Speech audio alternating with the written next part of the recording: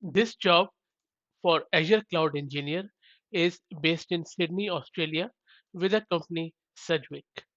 Sedgwick is a leading global provider of technology enabled risk, benefits, and integrated business solutions. The company provides a broad range of resources to their clients.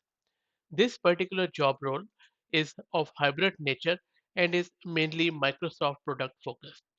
So, in order to be successful in this role, you would need good and strong experience with Microsoft skill set, which includes Active Directory, Windows Server management, etc. You should also have deep Azure product knowledge and understanding of its features.